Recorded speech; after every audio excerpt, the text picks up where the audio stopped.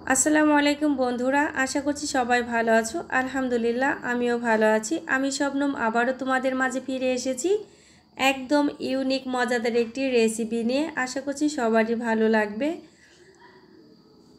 ভিডিওর শুরুতে একটা লাইক দিয়ে পুরো ভিডিওটা সঙ্গে থেকো। আজকে শেয়ার করছি বাঁধাকপির মজাদার একটি রেসিপি। এর জন্য আস্ত একটা বাঁধাকপি নিয়েছি, এটাকে আমরা অনেকে পাতাকপি বলেও চিনি। তো বাঁধাকপিটাকে অর্ধেক করে কেটে নেব। অর্ধেক দিয়েই আমি রেসিপিটা বানাবো। একদম অল্প উপকরণে অল্প ঝামেলায় কিন্তু মজাদার একটি রেসিপি হয়। দেখতে থাকো, পুরো ভিডিওটা জুড়ে থেকো, আশা করছি সবারই ভালো লাগবে।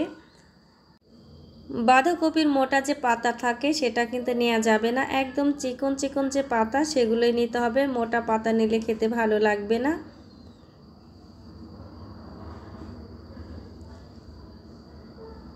এবারে অর্ধেক বাঁধাকপিটাকে টুকরো করে কেটে নেব। আমরা সব সময় যেভাবে ভাজি করে থাকি সেভাবে ঝুরি করে নেব, তবে যতটুকু সম্ভব ঝুরি করে নেওয়া যায়।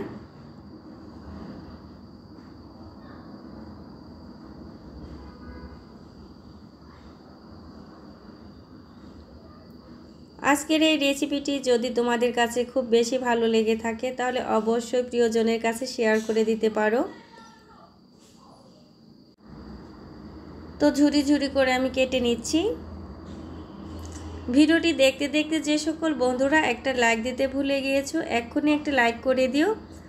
নতুন বন্ধুরা ভিডিওটি যদি দেখে থাকো, ভিডিওর কোনো অংশ যদি একটু হলে ভালো লেগে থাকে, অবশ্যই চ্যানেলটাকে সাবস্ক্রাইব করে পাশে থাকা বেল বাটনটি অন করে নেবে। নতুন কোনো ভিডিও দেওয়ার সঙ্গে সঙ্গে নোটিফিকেশনটা যেন তোমার কাছে পৌঁছে যায়।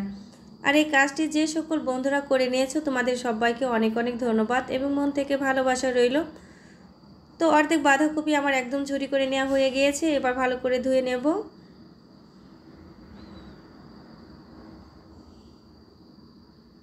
কেউ ভিডিওটি স্কিপ করে দেখবে না, নাহলে কিন্তু মজাদার এই রেসিপির অনেক কিছুই বাদ পড়ে যেতে পারে।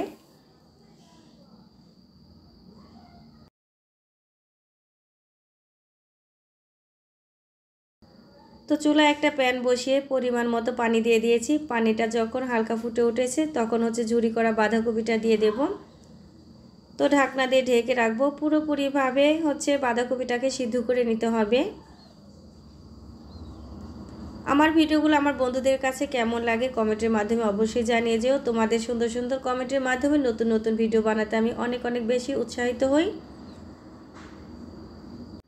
ভালো করে উল্টে পাল্টে নিয়ে সিদ্ধ করে নিতে হবে।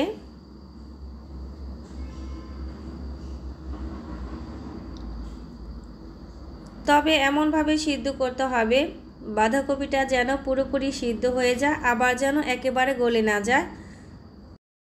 গলে গেলে কিন্তু একদমই খেতে ভালো লাগবে না।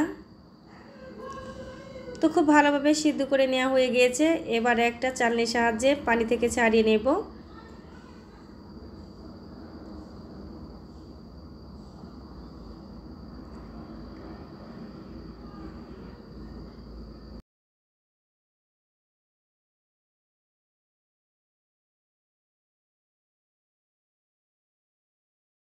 তো পানি থেকে ছাড়িয়ে নেওয়া হয়ে গিয়েছে। এবার চুলায় আরেকটি প্যান বসিয়ে দিয়ে 1 চামচ ঘি দিয়ে দেব।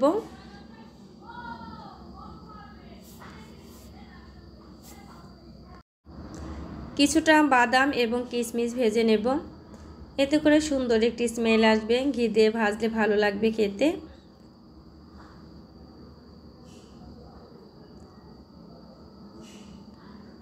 ততক্ষণ বাদাম এবং কিশমিশ আমি ভেজে নেব যতক্ষণ না কিশমিশটা ফুলে ডাবল হয়ে যাচ্ছে।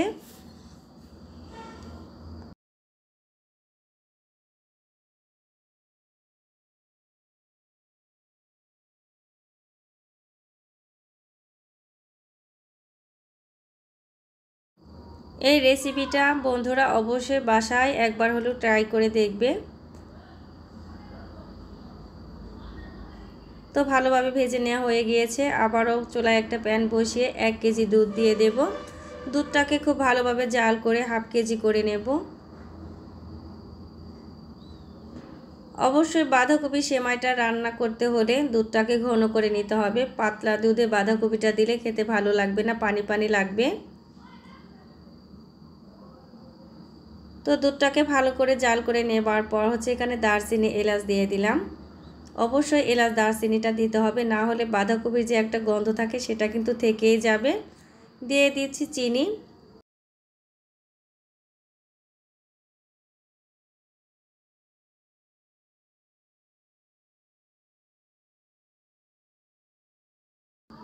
দিয়ে দিচ্ছি স্বাদ মতো লবণ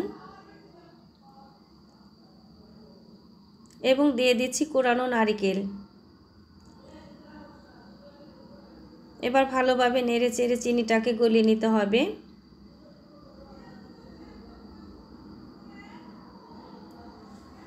আগে থেকে যে বাঁধাকপি ভাপিয়ে নিয়েছিলাম সেটা হচ্ছে হাত দিয়ে চেপে চেপে পানিটা ফেলে দিতে হবে, না হলে কিন্তু ভালো লাগবে না।